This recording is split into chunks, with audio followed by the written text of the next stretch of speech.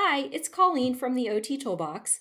Today I have a great video for you that shares tips and tricks to teach uppercase letter A. So, if you are an occupational therapy provider or an educator or a parent looking for strategies to teach letter formation, this is a great tool for you because we are walking through developmentally what you need to work on for forming letter A. Now, these are all of the things that an occupational therapist or therapy provider would want you to know as an educator or as someone teaching someone else to write uppercase letter A. We're starting with this video, and you'll see other videos coming soon with lowercase letters and other letters of the alphabet. We are including videos for each letter because each letter is different. They all have different motor plans. There's different tricks for teaching each letter. And I hope that this is a great resource for you. So let's get started. Oh, and one more thing, be sure to stick around until the end because I have a great free resource for you. It's printable, you can grab it, and it's a fun way to work on letter formation. So stay tuned for that. That's at the end of the video. I'll see you soon. Bye. Okay, so when I am teaching uppercase letter A, I am going to start with two different colors, and I'm just using a dry erase marker and dry erase board because I can easily erase this and show you what I am teaching. However, you could use two different colors of crayons, two different colored pencils or markers, whatever you have. You could even use chalk and work on a chalkboard on a vertical. In this case, we're just going with the simplest way to teach this because I can easily erase and restart to show you the different steps. When you teach uppercase letter A, this is a letter that has three different lines. You can see that there's a diagonal line, a second diagonal line, and a middle line. The two diagonal lines, we are using Wikki Stix here, by the way, which is a wonderful tool that occupational therapy providers love, and I will put a link to this in the comments below. You can cut these and then they can stick. They are bendable. You can change them, put them in different, they stick to each other, stick to walls, stick to windows. They're great. So with our letter A, I've cut two different sections. This one's actually just a bit long. I'm going to snip that off so that these are the same length. And you're going to use this to create one diagonal starting in the middle and going down, and then a second diagonal starting in the middle and going down. I love to use these Wikki Stix because in order to get them to stick, you need to press. So we're really getting a lot of motor planning going on here. So when we hold up this dry erase board, it sticks and it stays on. So when you're teaching the child to form the letter A, you're going to have them use their dominant hand and the pointer finger. You want them to do this because when they're holding the pencil, they will be pinching with these fingers, and they will have another finger in there helping, but these are the primary pinchers. So you're going to have them point with just that pointer finger, starting at the middle point, trace down the first diagonal line, start at the middle again, trace down diagonal. Now for our kiddos that are struggling with these diagonals, this is how you know where to go back and jump back to. If you're seeing letter A's that are bumped out like this, maybe one diagonal line, but the other one is more of a straight, maybe it's more of a bent like that, you'll know that there is a little bit of trouble with the diagonal lines and we need to take a step back and work on diagonals. And that will be another video which is coming. So that would be under the pre-writing skills. So when you are forming these beginning steps of the letter A, you're going to start with these two diagonal lines. Have your kids work on this over and over again. You can cut several pieces of Wikki Stix. You can use just the length that they have in here and make a bunch of these tents. So I like to show the kids, especially with a dry erase marker, that you have this tent, you have the ground that the tent is sitting on. You want them to be nice and steady legs. You don't want this tent to be one leg up off the ground and the other one's on touching the line, the baseline. The tent will blow away, right? And the nice strong wind comes in the middle of the night and that tent is flying away. You can use your dry erase marker to show them how there's a zipper right down the middle and it goes right exactly in the middle. You have the line on the left side and the line on the right side, but there's a nice sharp point up at the top. This is the beginning of that letter A. So then I'm going to use some paper towel and just erase this. This is another great way for kids, by the way, to get them building those fine motor skills in the middle of a functional task like handwriting. You're also working on the underlying skills to really push to erase those lines on the dry erase board. Okay, so now we've got that tent. There's our tent, okay? I'm going to draw a baseline here. Not quite grass, but so we know where our letter A should be placed. Next, I have a smaller piece of the Wikki stick. This one's just a short line. You can see that it's going to fit right into that tent. It's not going to go over outside of one side of the tent or outside of the other. It's going to be straight. It's not going to be up and down, slanted. We don't have 3 diagonal lines here. We have just 2. That tent has a line right in the middle that cuts the A right into half. And when we have our kids do this middle section, we have them start up at the top, jump back up, to make their diagonals. This marker isn't quite working that well. And then after they make their second line, then they go to the middle and cut that tent in half and have the middle line right there. So this letter A is kind of a tricky one because you can see when you're making line number 1, line number 2, line number 3, you're doing the diagonals, which is a pre-writing stroke, but they're going in opposite directions. So you have this direction, then you're going this direction. If you're looking at an X, that's the same pencil strokes, right?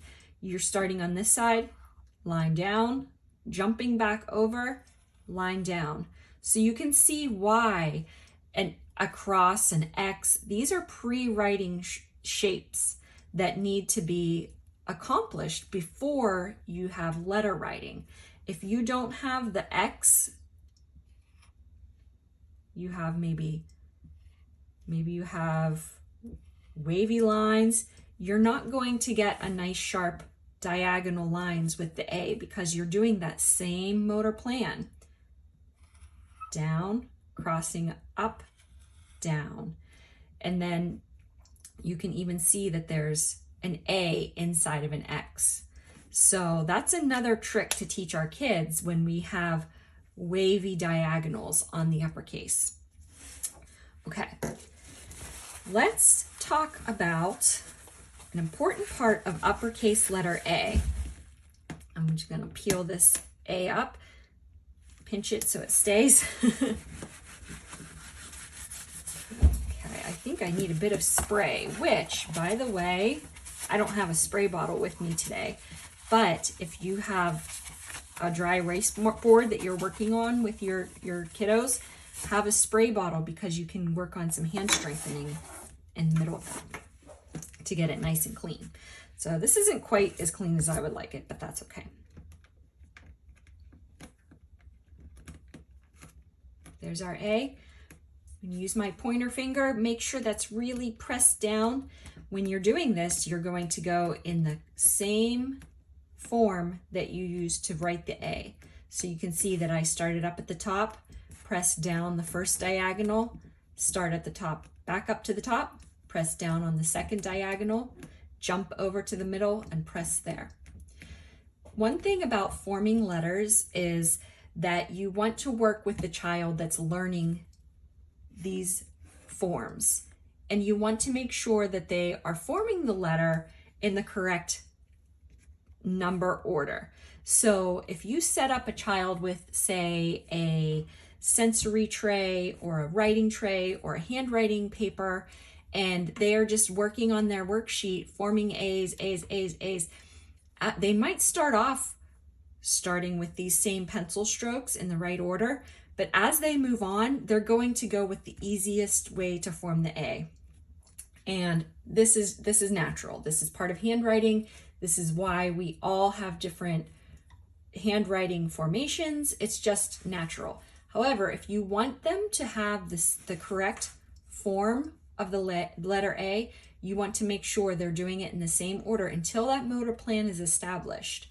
So you want to make sure they're making the A in that same order and not jumping their pencil around to the easiest thing for them. Otherwise, you're going to end up with poor letter formations. So I mentioned having two colors of a marker here. The reason why is that I wanted to talk about and show you about starting the letters at the top. So one thing that is important, and this is a reason why we teach uppercase letters before the lowercase versions developmentally, because when we start a letter A, this is one of the letters, and you'll notice as we go through the alphabet that uppercase letters all start at the top. Imagine a top line, a base line, and that middle line. Every letter is going to start up at the top. My dots didn't quite make it on the top here. Let's try that again.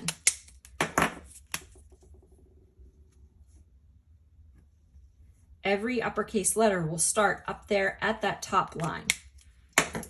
And the reason that is important is because when developmentally we're forming lines with a pencil, a crayon, a marker, down is first developmentally. Down is easier. It's easier to pull the pencil in towards your body as opposed to pushing it away from your body.